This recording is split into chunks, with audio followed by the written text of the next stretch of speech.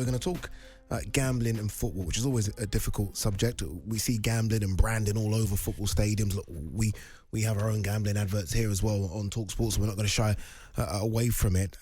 Sheffield Wednesday have entered into a deal. This has happened recently with William Hill to launch stadium home shops, which charities feel will lure young supporters into gambling. Now, when we say this, what you probably were thinking, well, we already see sort of bookies within stadiums.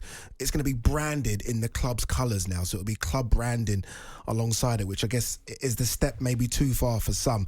8 Premier League clubs are also said to be following suit, with Aston Villa announcing an unrivalled in-stadium partnership with the bookmakers. Villa and Celtic are among clubs who appear to have struck similar deals with William Hill as well. This gambling sort of within football, just gambling in society, right, in terms, but more so in football. Are you anti it big time, Hal?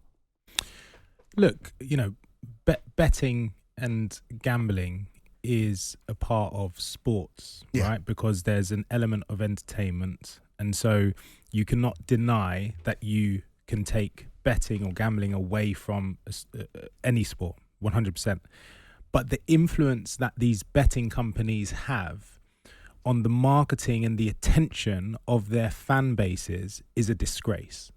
And it's a disgrace because you do not realize the impact that not only subliminal messaging has, but when you're at a stadium and there are billboards floating around the stadium with 3 and 4 different betting brands literally lighting up the stadium. Now, there are kids around the UK who idolise professional footballers. And when these kids look at these professional footballers and see a massive slogan on their chest, which is a betting company, they're influenced and they are being subliminally messaged, and subconsciously they're being told that betting is okay. Look, betting's fine within reason, but it's not a staple part of people's lives. It's to do as an entertainment every now and again. But having played in professional sports and having been around a lot of sports, other obviously athletes, I've seen gambling destroy people's lives. Is there, sorry to cut across you there, Hal, but I mean, when you say sort of children being influenced, sort of the biggest name in football right now is Lionel Messi, right? You look at his Instagram following it, it's ridiculous. He advertised Budweiser beer on his Instagram. You don't really see the pushback on maybe alcohol being pushed by footballers as opposed to gambling. And some will say that both impact lives the same way. No, look, alcohol is should not be anywhere near sports as well. And actually, I'd go one step further and say fast food brands and brands which offer high-fat sugar salts, such as the Coca-Colas of this world, the Pepsis of this world, should not be anywhere near sports in terms of the messaging and the influence that they have on kids. Because, as an example, we obviously with gambling, but we're talking about, health in general.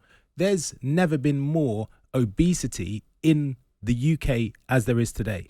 1 in 4 kids leave primary school obese, right? And that is in part influenced by the messaging that these kids have. And it's the same as gambling in sport.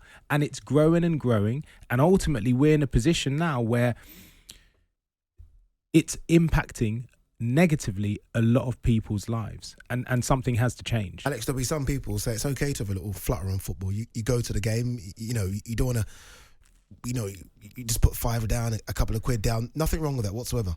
I'm one of those people. And listen, I'm aware this is a very sensitive subject because, for people who are addicted to gambling or addicted to alcohol, clearly it's a problem. It's a problem that I can't relate to. But you said there that betting isn't a staple part of people's lives. It is a staple part of a lot of people's lives. I have friends who bet on the horses on a daily basis, not, hundreds of thousands of pounds, but they'll have a little accumulator every day to keep it interesting while they're watching the races at home. There's nothing wrong with that, in my opinion. And where I have an issue is that I think there's too much focus now on betting in and around football. And I think you're approaching the territory where those are people who do enjoy to have a bet as a hobby and don't have a gambling problem. They're almost being made to feel like criminals for wanting to do so. And I think that's a really dangerous territory to get into. And it's not just when it comes to football, when it comes to horse racing, for example. If you take away the betting sponsorship and the betting connotations attached to that sport, the sport literally dies. You know, I'm a lover of horse racing. I can watch a horse race and enjoy it without having a bet. For a lot of people, if they go to a horse racing meet and they're not able to bet, or they're made to feel like a criminal for doing so, it takes away a huge part of their enjoyment. So I think we need to get the right balance here. We need to offer support to those who have got problems in terms of addiction, but it shouldn't be a taboo subject. So you agree, to go to a football match and have a bet. 100%. But so you agree the influence that these betting companies have currently over sport and football in particular is correct, given the fact that there are players, professional footballers, who are 17 years of age and they have betting companies on their chest. They're not even old enough to bet. So in terms of looking at the next generation as kids, do we want our next generation of children being subliminally messaged and associating football with betting? I think it's about education. You know, if I'm watching a football match with my kids and they say to me, what's that company on the shirt? I'll explain it. And if they want to know about how gambling works, I would explain it and explain that you have to do it in moderation. But my point here is that because of that, you're having to explain to a child what it is. So how you shouldn't have to do that. But they're going to find it precisely. Somewhere, but they don't need to find it at 6 years old, is my point. So my point as well. Look, I have a bet. I don't mind a bet every now and again, particularly at the horse races. But my point is the influence that they currently have in sport, in particular football, is just a little bit too much. Yeah, and again, look, we clearly understand the company we work for and the radio station we're on with regards to talkSPORT and betting, and a lot of people tweeted in as well, like, come on, you work on talkSPORT, and we understand that. Well, I guess what we're asking... The whole Football League is sponsored by Sky Bet. Yeah. A betting company literally props up 72 clubs in this country. Mm-hmm. Yeah, I guess... But bookies aren't closing, are they? There's a reason. Bookies have had a pretty hard time in certain aspects in the last couple of years. I've got friends who are bookmakers and were forced into retirement. Yeah. You know when you said there needs to be an education, do you think it is on these clubs who are introducing sort of club branded betting shops within their stadiums? Is it on those to educate people before that happens? I think it's down to the bookies. I think it's in part their responsibility. Obviously, the club's decision to align with these organisations, that's their decision, and the impact that it's going to have on their fan base, on their communities. But of course, Alex is 100% right. It is fundamentally down to education.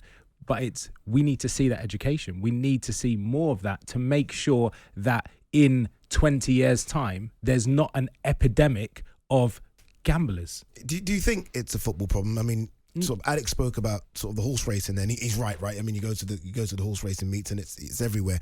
Or is it just a sports problem in general? Now, look, obviously, it's a sports problem generally because every sport has betting associated to it, and we're not saying that that's wrong. But what we're saying is the influence of it being emblazoned everywhere, having club branded.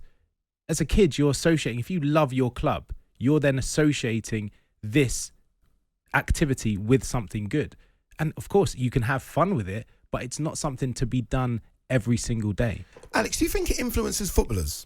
Look, we know the situation that Ivan Toney could be going through, alleged breaches of gambling. We've seen instances in the past. I mean, Daniel Sturridge has had a situation, Kieran Trippier as well. Do you think it's sort of seeping away just from not just the fans that going through the turnstiles, but the footballers as well? I think gambling has always been associated to footballers. I know stories about away trips when top-level players would travel on team coaches and it would be dominated by games of poker and card schools that actually did, in some cases, cause problems in dressing rooms. So I think footballers have always liked to bet. That isn't something new. Do I think that if they go out and wear a betting company on their jersey, they're more likely to have a flutter on the way home? I'm not convinced by that, to be honest. Mm-hmm. Yeah, definitely. I think, you're increasing the influence, as Alex said there. At the same time, you need to then increase the education. And I think that's not what we're seeing currently. Indeed. All right, great good discussion. A lot of people, again, split on it, saying it's part and parcel of the sport right now, and we get that, but maybe should it be monitored, and maybe education needs to be rolled out a lot more before we see these gambling companies pop up inside stadiums. Jim White and Simon Jordan.